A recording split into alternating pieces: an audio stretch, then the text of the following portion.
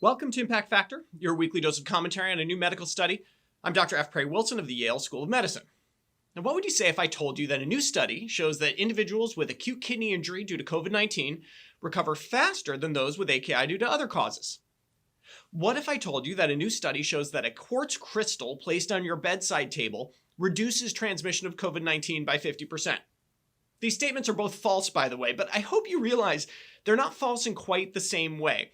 There is something blatantly, aggressively false about the latter, whereas the former seems plausible, even though I basically flipped the result of a study my group just published. But a new study appearing in PLOS One doesn't seem to get that distinction, as they try to examine how good people are at detecting fake coronavirus stories. The big headline, that healthcare providers are really no better at picking out fake coronavirus stories from real ones. Now, false coronavirus news is a legitimate public health concern, with some notably tragic deaths, like this man who died from taking chloroquine from his fish tank cleaner, or the 700 people in Iran who died from methanol toxicity. Yes, fake news can kill, but I think those dramatic stories fail to capture the insidious nature of fake news, how it gradually erodes our very concept of reality, how it leaves us unsure of who we can trust, if anyone.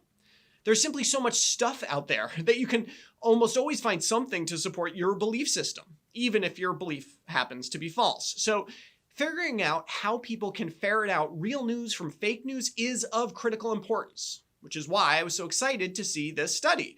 Briefly, researchers from Germany enrolled 2,077 subjects, most of whom were university students, but there were also 213 healthcare professionals. Half of those were doctors. The participants were presented at random with 8 news stories. Half were fake and half were true. But, and this is critical, the fake news stories were just sort of flips of the real news stories. For example, one real news story was headlined, "Men are more vulnerable to coronavirus due to an enzyme," referencing our higher levels of ACE2. The fake version of the story read, "Women are more vulnerable to coronavirus due to an enzyme." So, okay, I get it. Technically, the latter is false, but how are you supposed to figure it out? The only thing to clue you in, really, is your prior knowledge of COVID epidemiology.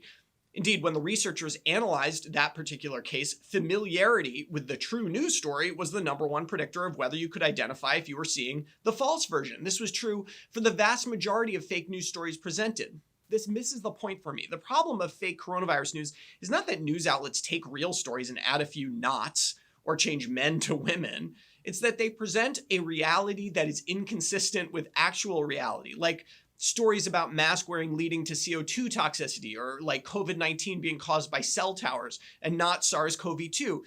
And honestly, it's not really the news outlets that are the worst at this, it's social media. I mean, there's crazy stuff out there. Here's a Wyoming state legislator stating that the death rate from coronavirus vaccines is higher than the death rate from coronavirus. This is not true. And there are tons more examples like this, but honestly, I don't think I should give them the airtime. It's recognizing this stuff, hype, spin, motivated reasoning, appeals to emotion, that we need people to learn, not simple fact checking.